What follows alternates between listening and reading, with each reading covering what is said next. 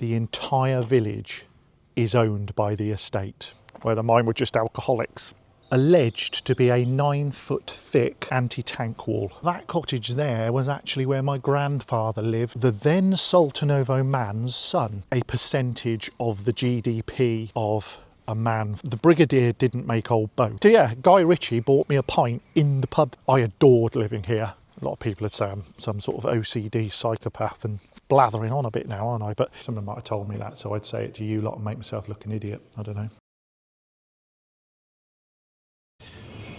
Standing some 250 metres above sea level, one of the highest villages in Hampshire, and with only a population of about 146 souls, this tiny downland village, the entire village is owned by the estate. Joining me on another video, I've brought you to one of the highest villages in Hampshire, the village of Faccombe.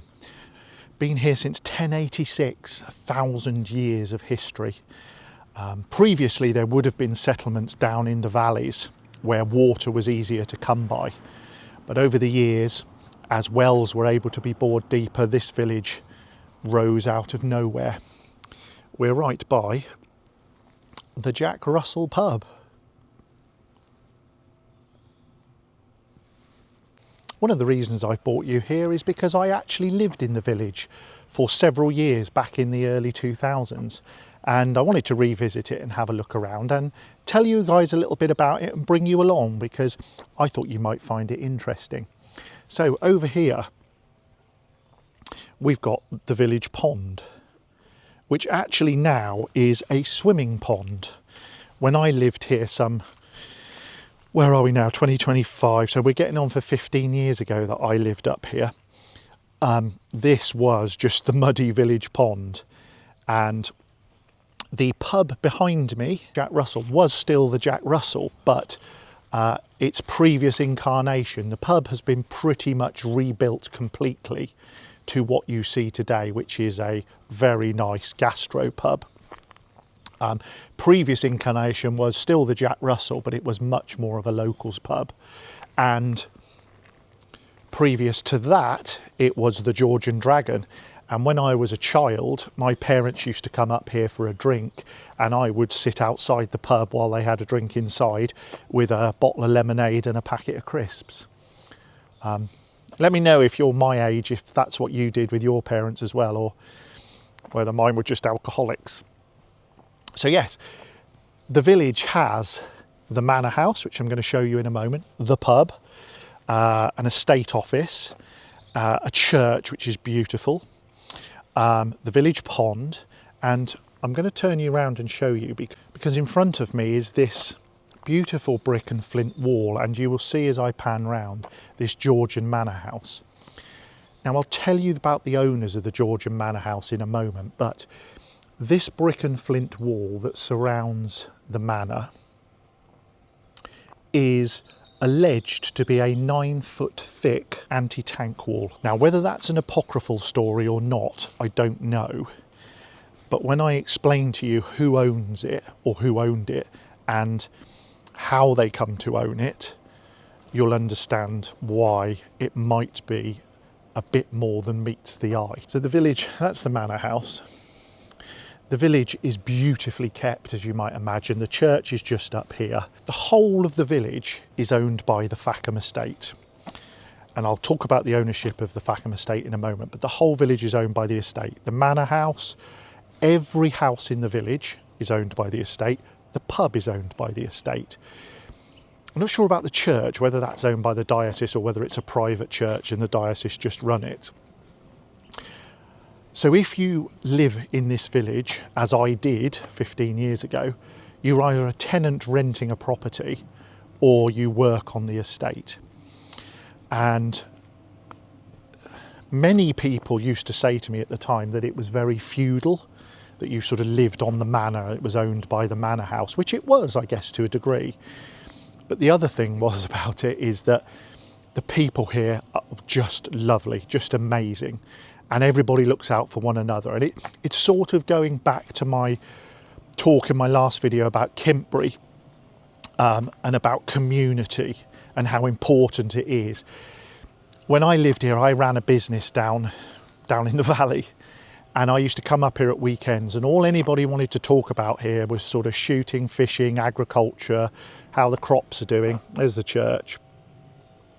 I will take you in and see if it's open in a minute, but we'll have a little walk up this way first. All people wanted to talk about was agriculture, and I'm really interested in country life, rural things, shooting, fishing. I love all of that traditional British country way of life. So it suited me down to the ground, not to discuss business, but just to hang around with people who were of a like mind. And the pub was absolutely the centre of the village. You know, you spent the whole weekend in there. I sound like an alcoholic now, I know. You spent the whole weekend there in one form or another. And my kids, when I moved out here with my kids, they were little. So my eldest Tom would have been about 12, so it was taking him from all his pals in the town, and my daughter was a lot younger, she was about 6 or 7, but neither of them were very keen to move out here to the middle of nowhere. But they now both say what a fabulous place it was to live and how they appreciate now the countryside and rural life, and they don't now regret it for a second. Here's a Georgian post box set in the wall. So one of the things about the estate is that it's very highly secure, and I'll get again to the story of who owns it, etc. But I'm just going to zoom in up there because that's a security camera. So the estate is monitored all the time by security. This little cottage was one of the retired keepers. Now the house there that you can see with the white gable end, that was the only house in the village that was not owned by the estate. And when the lady died that owned it, the estate bought that house back in, so that basically they now own every single property in the village. In terms of where we're near, we've got Andover about 8 miles to the south, we've got Newbury about 6 miles to the north, Hungerford about 8 or 10 miles to the west. So we're sort of equidistant, quite remote in the middle of all of these sort of market towns. That little chapel was the estate office, and that cottage there was actually where my grandfather lived when he was a gamekeeper here. So he was a gamekeeper on this estate and West Woody next door. That would have been the 50s or 60s, and he actually lived in that house, as would my father, because he was of that age. As you go out of the village, there's a more modern development on the right hand side that was probably built in the 70s or 80s, but it's a close, and it's got a children's play park in it. And again, all of those houses are for estate workers or rented out. So it really is, some people might say, well, it's a throwback to feudal times, but actually I think it's just unique and quite an incredible thing, really. The village is also self-sufficient in both power and water. When I say self-sufficient in power, I mean in a roundabout way. It puts enough electricity in the grid really to pay for the village and certainly the estate's electricity supply. Behind me here is a wind turbine, and the estate was one of the first estates in the country to fit a wind turbine. The original one was much smaller, and you can see the blades to the original one laying there in the field. They've not been disposed of because you can't recycle them, as we all know. So yes, the wind turbine puts enough energy into the grid to pay for the use of the estate. In the field here, which you may be able to see just in the distance there with the trees upon it, that mound is a reservoir, and the water supply from the village comes from a borehole deep in the valley at the back there. I can't remember the depth, but I'll put it on the screen if I can find it. But there's a deep borehole that goes right down into the chalk aquifer. That pumps water up to here to this reservoir, and then the reservoir feeds the village below by gravity. So technically, the village is pretty much self-sufficient. Quite amazing infrastructure. Let's talk about the ownership of the estate and how it ended up to be owned and set up like this. The estate was bought in, I think, the 70s, maybe the 80s, by a Brigadier Tim Landon.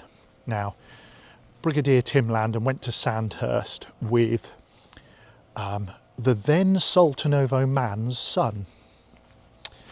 And if you know anything about Middle Eastern politics, about that time there was a coup. Now, the coup was instigated or arranged or organised by the son of the then Sultan and Brigadier Tim Landon. So Brigadier Tim Landon acquired his money via that coup. Now, there are many apocryphal tales about how he got it. One of them is that he was entitled to, or he was paid, or he was rewarded with a percentage of the GDP of a man for life. Now, whether that's true or not, I don't know. But he bought Faccombe Estate. It wasn't as you see it today. I think it was about 900 acres with the manor house and the village when he bought it. And over the years, he's added to it. He bought the Ashmansworth estate next door was owned by Eagle Star at the time, the insurance company. He bought that and added it, and he's assembled it all together so that now the estate extends to the manor, the pub, the village, and about 4,500 acres of farmland, woodland. It's got a really good shoot. The shoot here, pheasant and partridge, is one of the top 10 shoots in the country. So it really is quite an interesting place. The Brigadier didn't make old bones. He died quite young. He was married to a Katerina, who I think is still alive. I may have to put an edit up here. But she was Hungarian royalty. She was a princess from Hungary. They had a son, Arthur, who now owns the estate, if you get my meaning. None of these people actually own these estates. Arthur has now inherited it. He's a film producer. He owns the estate as it is now. What is interesting is when I lived here, I used to go beating on the pheasant shoot, and I went for lunch in the pub one day because I used to go beating in the morning, and then I'd go and spend my beating money on lunch and a pint in the pub. And I walked in one day, and there's a guy standing at the bar, and I said, "Hello, mate, how are you?" And he said, "Hello, mate, yeah, good, blah, blah, blah." I said, "You having a good day?" He was clearly one of the guns. So I said, "Oh, you having a good day shooting?" Yeah, great, thank you, blah, blah, blah. "Do you want a pint?" he said. I said, "Oh, yeah, I'll have a pint of bitter." Anyway, he bought me a pint of bitter. He said, "Anyway, I better go over to the manor for lunch now," because he was one of the guns and I was just one of the lowly beaters. And he went off out, and then Liz, the landlady, was there. And I said, "Oh, Liz, who was that bought me a pint?" She said, "Oh, that was Guy Ritchie." I went, "Really?" She went, "Yeah, he's here for the shoot. It's Guy Ritchie." So yeah, Guy Ritchie bought me a pint in the pub there. I had no idea who he was. Anyway, we're mooching on down through the village. If you look away in the distance, you'll see there's a farmhouse on the right, and beyond that you'll see two chimneys of a house. That was my house when I lived here.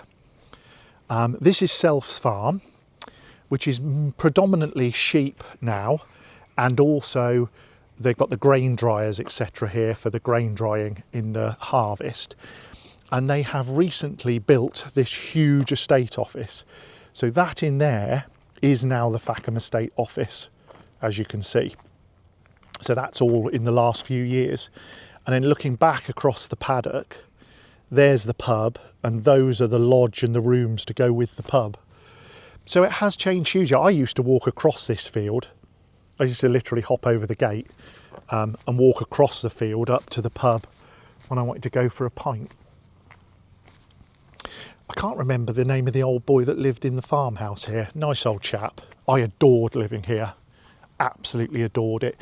It was like when you worked really hard in a business during the week and come up here at the weekends, it was like an escape to a weekend retreat. It was just beautiful. When I lived here, I used to mow all of these verges. I mean, obviously the tractor's been down here and mowed this, but I mowed all of this flat. This was my house here, number 1 New Cottages, which is actually what they call a Swedish house. So they were built out of timber, probably just about post-war. And yeah, I used to mow all this. And my wife at the time, it used to drive her absolutely mad because I'd mow all of this lane, because I liked people to drive up to the house and see it all neat and lovely. A lot of people would say I'm some sort of OCD psychopath, and well, that might be the case, but if I am, I'm an OCD psychopath with a nice approach to my house. So whatever. So yeah, there it is. That room up there was my room. We had chickens here and a veg patch, and we had Molly, our black lab. Sadly lost her a few years ago, but we got her here as a puppy, and the kids just, you know, they said they didn't want to come here, but actually they loved it here. It was an incredible way of life. So if you ever get the chance, I know I'm blathering on a bit now, aren't I? But if you ever get the chance to go out and live properly out in the sticks in the countryside, I promise you, you won't regret it. People will absolutely take you under their wing, look after you like one of their own. The other thing is that in southern England, because we're so high up here, I mean, 250 metres above sea levels, best part of 800 foot, you know, Tomintoul that I took you to, if you haven't seen that video, go and watch the Tomintoul video, which is the highest village in the Highlands. That's only 1,100 square feet. It's only 1,100 feet above sea level. So it's only 300 feet above sea level higher than this. So this is extremely high ground for the south of England. And I had to park my car one winter. It was the winter of 2010. Do you remember when we had the beast from the east, really snowy? I had to park my car 1.5 miles down that road in the valley, where the snow had sort of gone because I couldn't get it up the hill here, because we were so high up. And people used to say, oh, you know, what do you mean you have to park your car in the valley? What do you mean you've still got snow? Because down in the valley, in Newbury and places like that, the snow had gone. The roads were clear. But of course up here, it wasn't like that at all. It was like driving into the Alps. How beautiful this is with the autumn colours.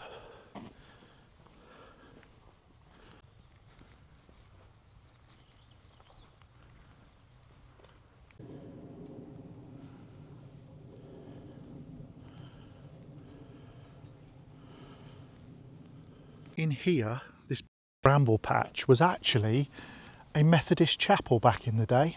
So you had the church in the main part of the village, and then down here on the road out of the village in there would have been the Methodist chapel. And up here I'm going to show you the estate yard, and the estate yard is where the beaters will have their lunch. It's where the tractors get their tyres repaired. It's like a fitter's yard, so that every time something small needs doing on the estate, they can do it in-house and not necessarily have to drive to Newbury or somewhere like that to get parts and do things. So yeah, the place is very much self-sufficient. Lodges was the village hall. If I can find a picture, I'll put it up. There's a village hall and then the pub, and then yeah, that's the fitter's yard, look, where all of the day-to-day stuff gets done. As you can see, fitter's yard, estate vehicles only. This is the old bus stop. Not that you have buses up here anymore. I just wanted to show you this. This is the deer park. Again, this wasn't here when I was here, but you can see the deer are all over.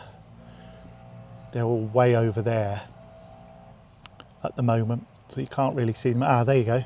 There's a couple over there, which I think are Seeker. So, thought we'd come and have a little look in the church. This lovely, this is new, look, this lich gate. Look how smart that is. I used to do a reading at the Christmas Eve service in here back in the day. So I remember this church. It's a bonny little place. If it's open. Yes.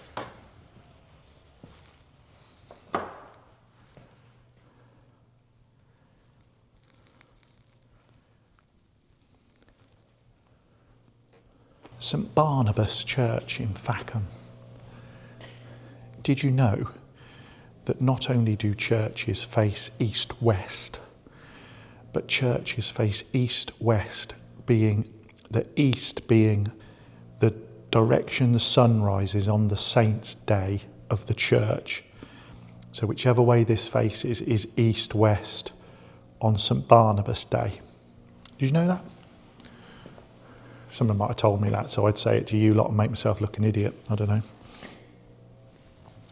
Look at that stained glass window. So yeah, I used to come up here to this pulpit and do a reading. My kids would never do it. They were always too frit. They always had a nativity at the front and their kids would go up to sort of muck around with the nativity, but my kids were just like, not a chance they were going up. I've always, do you know what, if something makes you feel uncomfortable, I've always put myself out there and made myself uncomfortable, because the fears you do not face will become your limitations. If you don't do things like that, you will always believe you couldn't do a reading in front of a packed church. You'll tell yourself you couldn't do it. But if you don't want to and you make yourself go and do it, those limitations disappear, because you go, well, I've done one now, I could read a reading to more people. So yeah, it's a good little life lesson, that. The fears you do not face will become your limitations. Let's head back out. Let's have a little look around the graves. So this one, for instance, the Butler Hendersons. Now, I don't know whether you know the Butler Hendersons. For anybody who is my age or perhaps a bit older, a bit younger, Vicky Butler Henderson. She used to present the motoring programme with Quinton Wilson, was it? Same family. The Hendersons themselves actually own the next door estate, and there is West Woody Estate, where my grandfather was also a gamekeeper. Nicky Henderson, the racehorse trainer, same family. Harry Henderson worked for Casanova Bank and was a hedge fund or stockbroker. And Johnny Henderson, the father, who is now gone, no longer with us, he was General Montgomery's right-hand man. There we go. Have you enjoyed your little walk around Faccombe, one of Hampshire's highest villages, and owned by the estate, the whole village? What do you think of it? Would you live here? Is it a bit feudal for you?